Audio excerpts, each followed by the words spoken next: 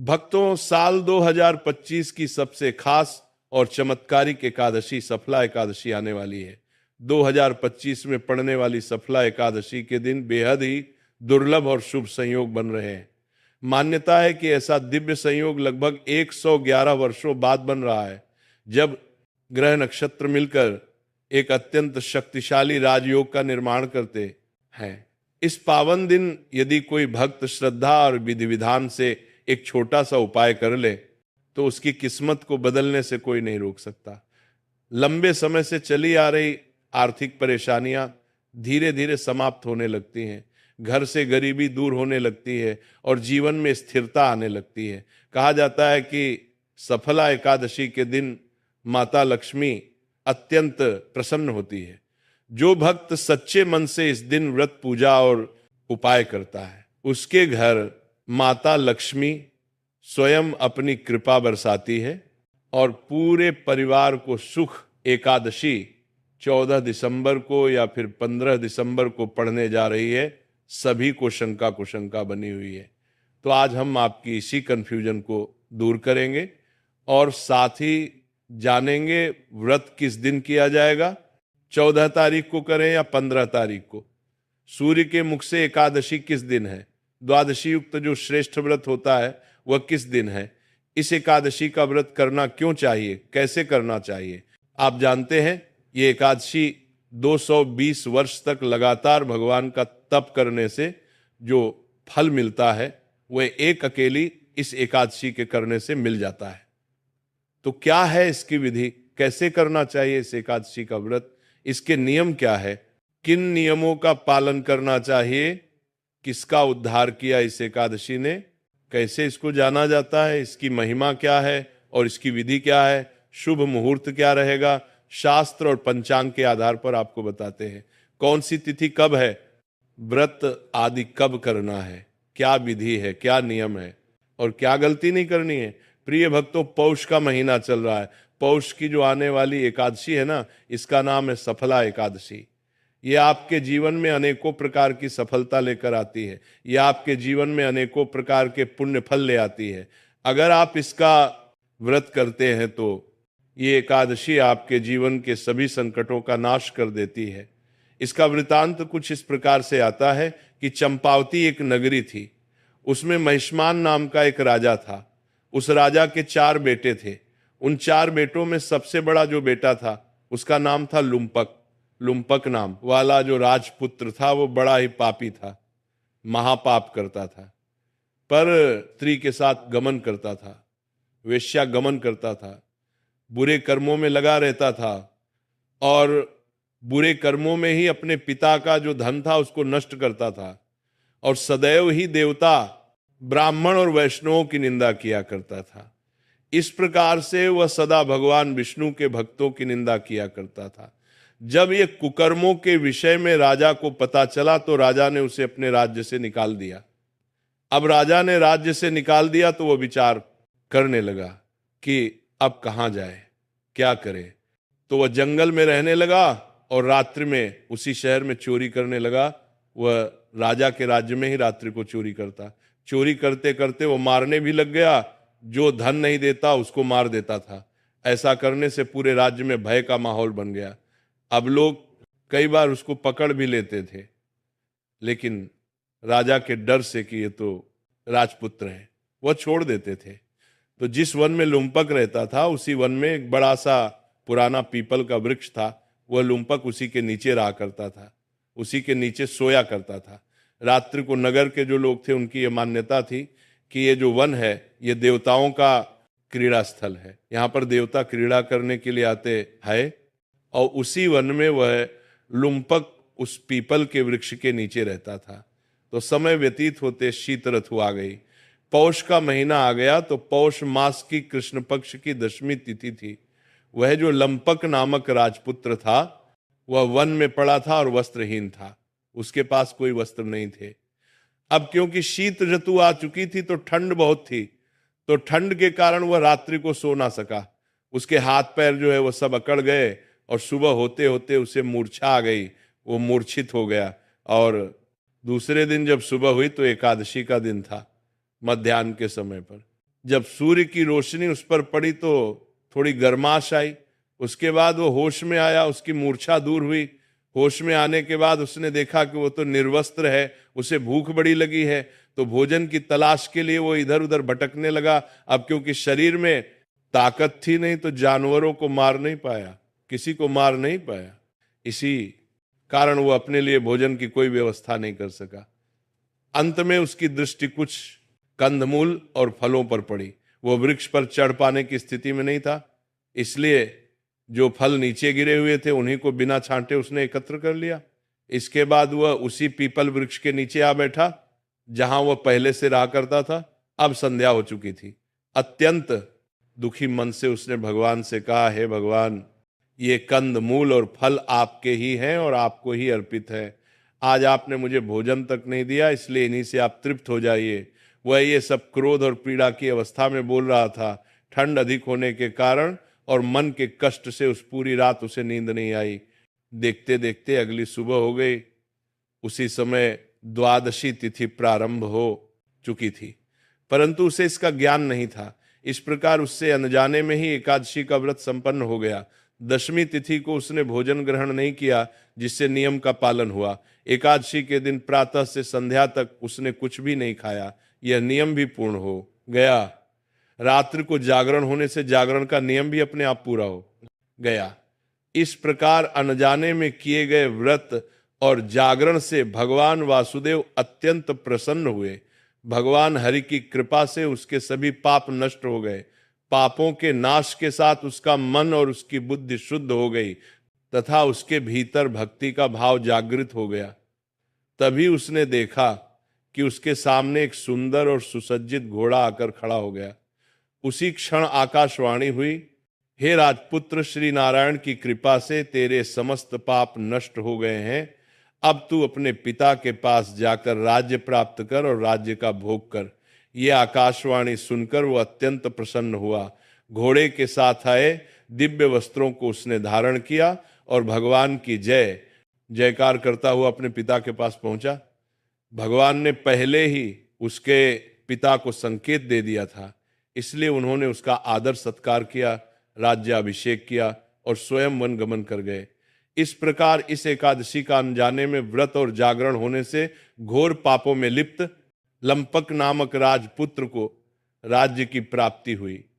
वह एक महान राजा बना और लंबे समय तक उसने राज्य सुख का भोग किया। उसने भगवान की भक्ति कभी नहीं छोड़ी। इसी कारण उसे धन, वैभव और समृद्धि सभी प्राप्त हुए और वह एक प्रसिद्ध राजा के रूप में विख्यात हुआ। इसलिए यही कारण है कि ये एकादशी अत्यंत महत्वपूर्ण मानी जाती है। भगवान श्री कृष्ण कहते हैं कि जो व्यक्ति इस एकादशी का व्रत करता है उसके सभी पाप नष्ट हो जाते हैं और उसे जीवन में सुख, संपत्ति और धन की प्राप्ति होती है। अंत समय में वो भगवान के धाम को प्राप्त करता है। ये महिमा है आने वाली सफला एकादशी की। शास्त्रों में कहा गया है कि 220 वर्षों तक तप करने से जो फल प्राप्त होता है वही फल केवल इस एकादशी का व्रत करने से मिल जाता है। इसलिए इस एकादशी का व्रत अवश्य करना चाहिए। यह भगवान विष्णु को अत्यंत प्रिय है। प्रभु कहते हैं कि वे बड़े बड़े दानों से उतने प्रसन्न नहीं होते जितने एकादशी के व्रत से होते हैं। अब बात करते हैं कि इस एकादशी का व्रत कैसे किया जाए, इसके क्या क्या नियम हैं और पूजा की विधि क्या होगी। साथ ही आपको बताया जाएगा कि ये एकादशी कब है और व्रत कब करना चाहिए। एकादशी के व्रत के नियम दशमी तिथि से ही प्रारंभ हो जाते हैं। व्रत से एक दिन पूर्व कुछ वस्तुओं का त्याग आवश्यक होता है। इनमें सबसे पहले तामसिक वस्तुओं का त्याग किया जाता है। तामसिक वस्तुओं में लहसुन, प्याज के साथ साथ चाय और कॉफी भी सम्मिलित है। ये भी एक प्रकार का नशा ही है, इसलिए दशमी तिथि से ही इनका त्याग कर देना चाहिए। कई लोग पूछते हैं कि एकादशी के दिन चाय पी सकते हैं या नहीं। वास्तव में चाय का सेवन नहीं करना चाहिए, क्योंकि एकादशी का व्रत भगवान की भक्ति और संयम के लिए होता है, ना कि व्यसनों के लिए।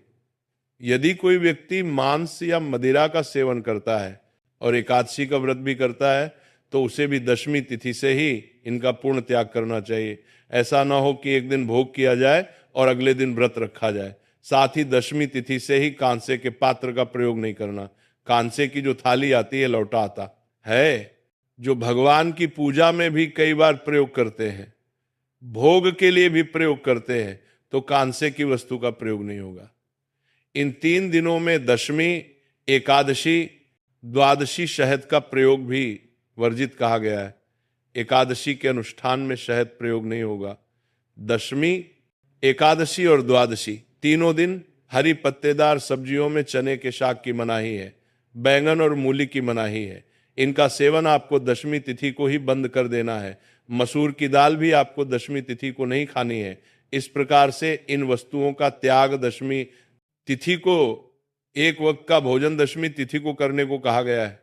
अगर आप इस नियम का पालन कर पाते हैं तो अवश्य कीजिए, और जो इस नियम का पालन नहीं कर पा रहे हैं, वह रात्रि को भी अगर अन्न खा रहे हैं तो ध्यान दीजिएगा कि तामसिक पदार्थों का सेवन बिल्कुल ना करें। रात को सोने से पहले दंत धावन अच्छे से करके सोएं, अच्छे से कुल्ला आदि करके सोएं, जिससे कि मुंह में अन्न का कोई दाना आदि ना रहे। और एकादशी वाले दिन सूर्योदय से पहले उठ जाएं। उठने के बाद स्नान आदि करके स्वच्छ वस्त्र धारण करके और पूजन करेंगे तो एकादशी वाले दिन स्नान आदि से निवृत्त होकर स्वच्छ वस्त्र धारण कीजिए और अब आप एकादशी का पूजन करेंगे। व्रत पूजन संकल्प करते हुए करेंगे। पूजन के लिए क्या सामग्री आपको चाहिएगी? सामग्री के रूप में आपके पास भगवान श्री हरि विष्णु की कोई तस्वीर या प्रतिमा होनी चाहिए। इसके अतिरिक्त उनको स्थापित करने के लिए जो चौकी आदि आती है वो लीजिएगा। उस पर बिछाने के लिए लाल या पीला वस्त्र ले लीजिए। रोली, मौली, पान, सुपारी, लौंग, इलायची, धूप, दीप, नैवेद्य, पुष्प की माला, इत्र और जनेऊ, ये वह सामग्री है जो आपको लेनी है। ये सारी सामग्री एकत्र कीजिए। एकत्र करके आसन लगाकर बैठ जाइए।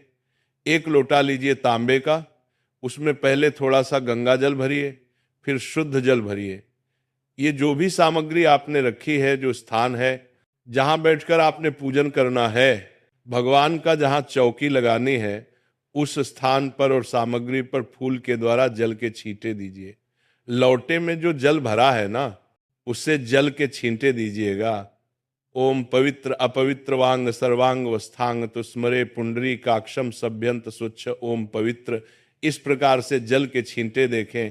आप अपने स्थान को शुद्ध किया, पवित्र किया। अब आप चौकी को बिछाइए।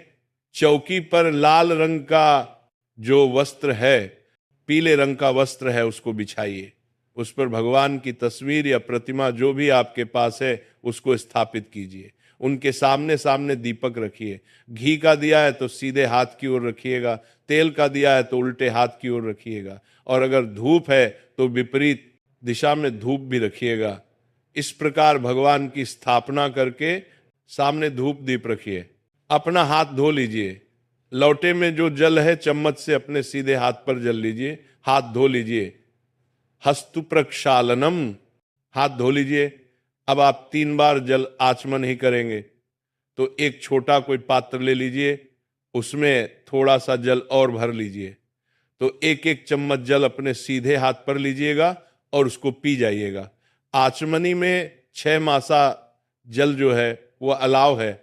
जो लोग निर्जला एकादशी करते हैं ना, वो भी 6 मासा जल से जल आचमनी कर सकते हैं। ये शास्त्रीय विधान है, भगवान ने स्वयं कहा है, उससे व्रत खंडित नहीं होता है। तो जल आचमनी का अभिप्राय है कि 2 बूंद जल अपने हाथ पर लेना है, आचमनी करनी है, फिर 2 बूंद जल लेना है, फिर आचमनी करनी है। इतना जल आप पी सकते हैं। एक एक मंत्र पर सीधे हाथ पर जल लेना है और पी जाना है। ओम माधवाय नमः जल लीजिए, पी जाइए। ओम केशवाय नमः जल लीजिए, पी जाइए। ओम नारायणाय नमः जल लीजिए, पी जाइए। ओम अर्शेषाय नमो नमः हस्तो प्रक्षालनम, हाथ धो लीजिए। हाथ धोकर अपने आप को तिलक कीजिए, मौली बांधिए। और परिवार के लोग यदि बैठकर पूजन कर रहे हैं तो उन्हें भी तिलक कीजिए और मौली बांधिए। अब भगवान का पूजन करने के लिए जो धूप और दीप है उसको जला लीजिए। धूप दीप जलाकर सबसे पहले संकल्प करें। संकल्प करने के लिए सीधे हाथ पर जल लीजिए। एक का सिक्का दक्षिणा के रूप में कम से कम रखिए। 3 बार बोलिए ओम श्री विष्णु, ओम श्री विष्णु, ओम श्री विष्णु। अपना नाम, अपना गोत्र, जिस स्थान पर बैठकर संकल्प कर रहे हैं वहां का मकान नंबर, क्षेत्र का नाम, शहर का नाम, भगवान श्री हरि विष्णु प्रसन्नार्थाय एकादशी व्रत पूजन संकल्पम संकरिश।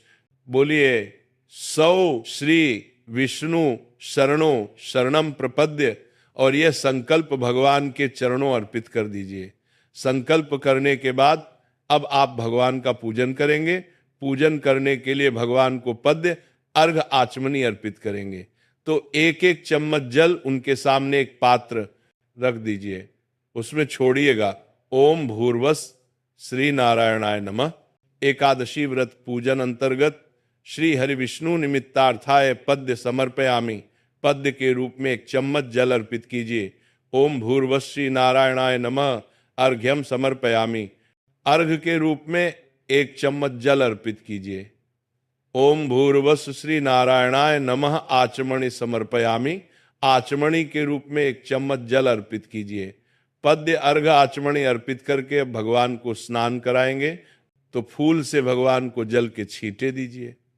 और जिनके पास प्रतिमा है ना, वह शंख से भगवान को स्नान कराइए। शंख में जल भरिए और भगवान को स्नान कराइए। ओम भूर्व श्री नारायणाय नमः, श्री नारायणाय नमः, श्री नारायणाय नमो नमः। स्नानम जलम समर्पयामि। ओम नमो भगवते वासुदेवाय, ओम नमो भगवते वासुदेवाय। अगर आप शंख से स्नान करा रहे हैं तो ये मंत्र बोलते हुए स्नान कराइए। अब पंचामृत से स्नान कराएंगे। पंचामृत में शहद का प्रयोग नहीं होगा। कच्चा दूध, दही, घी, शहद के स्थान पर गंगा जल और शक्कर पंचामृत बनाइए। जो तस्वीर पर पूजन कर रहे हैं वह फूल पर लगा लीजिए और अर्पित कीजिए। भगवान को ओम भूर्वः श्री नारायणा नमः, श्री नारायणाय नमः नमः, श्री नारायणाय नमो नमः। पंचामृत स्नान निमित्तार्थाय पंचामृतम समर्पयामि। तस्वीर है तो छींटे दीजिए जल के फूल के माध्यम से, और प्रतिमा है तो आप शंख में जल भरिए और स्नान कराइए। ओम भूर्व श्री नारायणाय नमः, श्री नारायणाय नमः, श्री नारायणाय नमो नमः। शुद्ध स्नान निमित्तार्थाय शुद्ध जलम समर्पयामि। शुद्ध जल समर्पित कीजिए।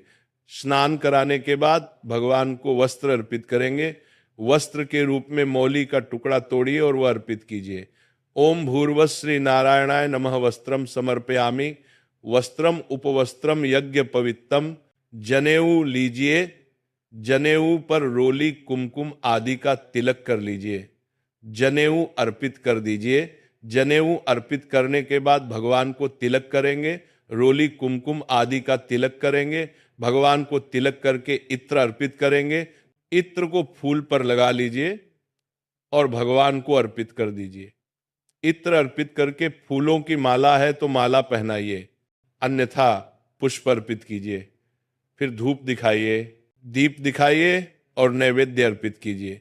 नैवेद्य के रूप में फल हो तो फल अर्पित कीजिए, मिठाई है तो मिठाई, अन्यथा मिश्री या बताश अर्पित कर दीजिएगा। और फिर जल आचमनी के रूप में एक चम्मच जल भगवान को अर्पित कर दीजिएगा।